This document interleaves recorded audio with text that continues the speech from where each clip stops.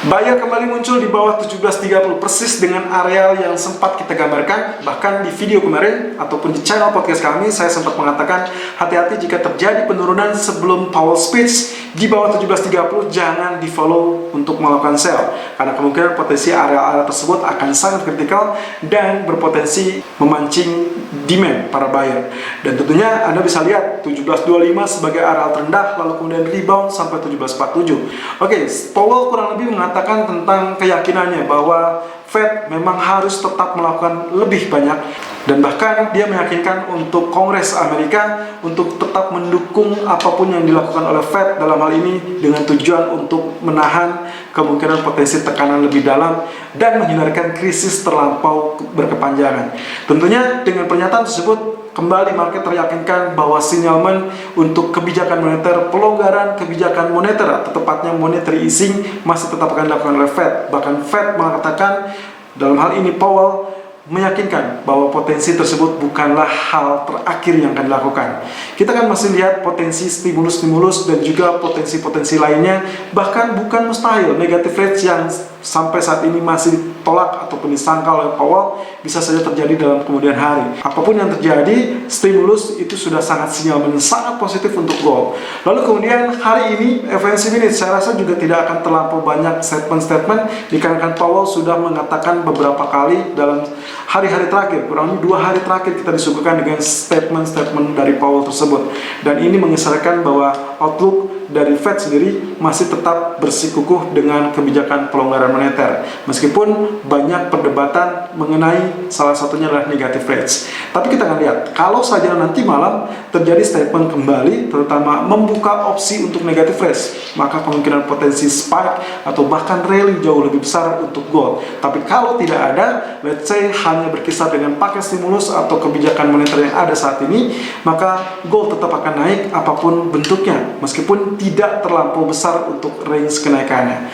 Lalu bagaimana dengan ECB? ECB dengan paket QE-nya sangat dinantikan. Jika itu terjadi dan jika itu confirm, maka kita akan melihat spike juga akan terjadi untuk gold. So, semua paket stimulus yang dilakukan oleh semua bank sentral tentunya akan mendongkrak kemungkinan potensi rally dari gold itu sendiri. Ini adalah kesempatan Anda, medium term atau long term. Anda yang menentukan, silakan kontak konsultan kami. So, kali ini kalau kita bicara tentang technical, Virgin Line yang muncul di dalam daily chart maka memungkinkan potensi kenaikan bisa saja kembali berada di kisaran 17.55 atau bahkan 17.60. Tapi kita akan lihat area koleksi berapa yang sangat layak untuk dijadikan area buy on dip kita untuk saat ini. Technical view 20 Mei 2020. Irfan untuk Agrodana.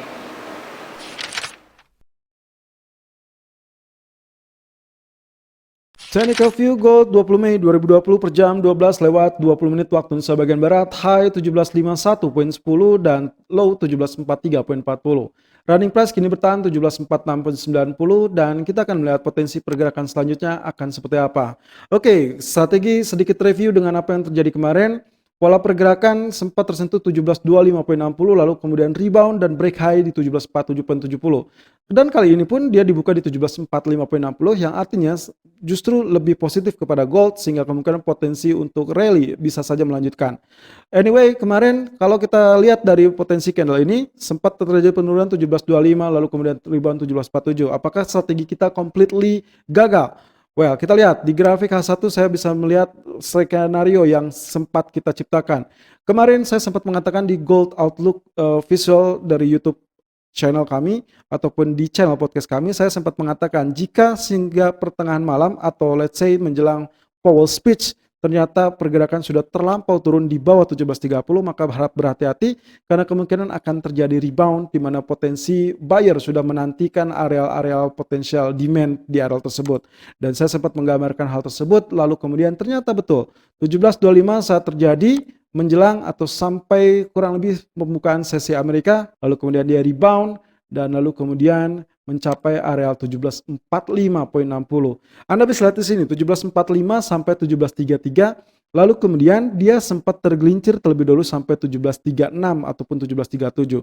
Dan di sini artinya strategi kita yang kita terapkan kurang lebih dengan sell area 17.42 ataupun 17.43 sama sekali tidak meleset karena sempat menyentuh atau mendekati areal target pertama kita. Akhirnya dia mengalami kenaikan setelah statement-statement Powell termasuk juga sesi tanya jawab yang sangat meyakinkan publik bahwa dia masih tetap berkomitmen untuk melakukan yang terbaik, termasuk salah satunya adalah dengan kebijakan pelonggaran moneter yang dipilih oleh Fed meskipun tidak mengisyaratkan tentang adanya negative rates atau suku bunga negatif. Meskipun Powell tidak menjawab apakah dia setuju bahwa outlook ekonomi AS suram atau tidak. Well, kembali lagi dengan kondisi candlestick yang terjadi di daily chart.